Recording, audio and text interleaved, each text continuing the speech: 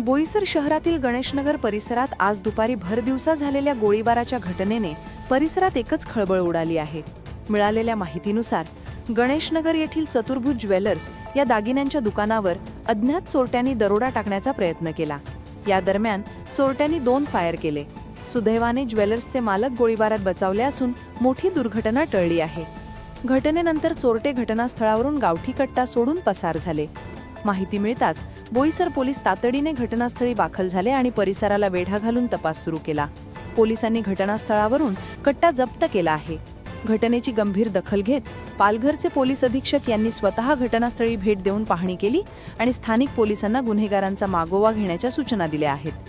सध्या फरार आरोपींचा शोध सुरू असून पोलिसांनी परिसरातील सीसीटीव्ही फुटेज तपासणीला सुरुवात केली आहे। या घटनेमुळे बोईसर शहरात दहशतीचे वातावरण निर्माण झाले आहे।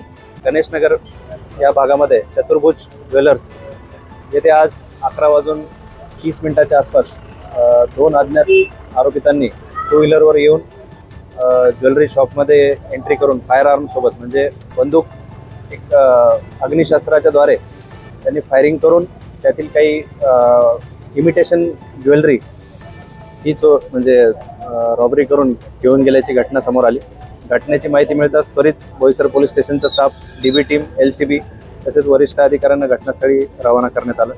घटनास्थळी एक बंदुकीचा एक गावठी कट्ट्याचा 1 राऊंड फायर झाल्याचं निष्पन्न झालेलं आहे आणि आरोपी पळून जात असताना त्यांची बंदूकही आपल्याला घटनास्थळी मिळून आलेली आहे आणि आता फॉरेन्सिक टीम पण रवाना झालेली आहे, फिंगरप्रिंट पण स्पॉटवर आलेली आहे। तर आपला पुढील तपास सुरू आहे आणि लवकरात लवकर आरोपींना पकडण्यात येईल।